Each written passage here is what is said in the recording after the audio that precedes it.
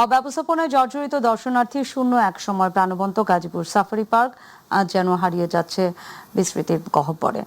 2013 সালে থাইল্যান্ডের আদলে গড়ে ওঠা এই পার্কটি এখন নানা সমস্যায় জর্জরিত।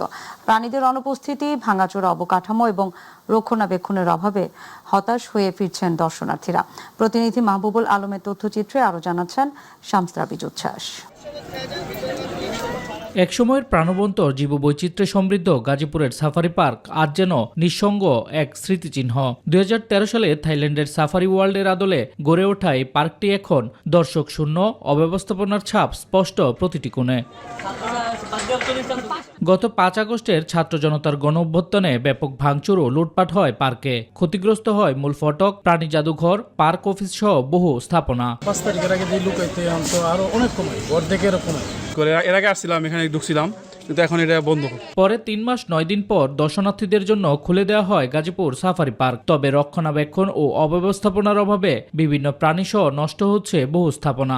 এতে দিন দিন কমছে দর্শনার্থী। বাইরে থেকে যদি এই সাফারি পার্কের উপরে এক্সপার্ট যারা আছে তাদেরকে নিয়ে এসে আমাদের এই যে পশু পাখির স্বাস্থ্য কিভাবে ভালো রাখা যায় বা আরও সুন্দরভাবে এগুলিকে বনায়ন তৈরি করা যায় তাদের জন্য, এটা যদি করা যেতে পারে আমার মনে হয় এটা আরও সুন্দর হবে। কুমিরের ওখানে দেখলাম নাই।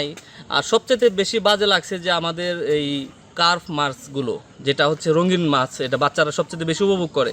এই পানির মধ্যে একদম কচুরিপানা। জেব্রা, বাঘ, ভাল্লুক, সিংহ সহ শতাধিক প্রজাতির প্রাণীর কথা থাকলেও বাস্তবে অনেক খাঁচাই খালি। হরিণের বেষ্টনীতে নেই খাবার, শুকিয়ে গেছে ঘোড়া, অজগর যেন আছে অবহেলায়। শিশু পার্ক সহ বহু দর্শনীয় স্থান বন্ধ।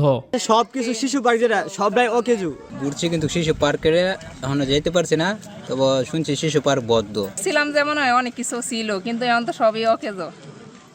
বাচ্চারা সান্ত্বনা দেওয়ার লাগে নিজেরাই ঘুরায় নিয়ে আসলাম। বন বিভাগের সহকারী বন রক্ষক রফিকুল ইসলাম ক্যামেরার সামনে কথা বলতে না চাইলেও ফোনে জানান এ বিষয়ে তার কোনো কথা নেই বিভাগীয় কর্মকর্তার সাথে কথা বলতে।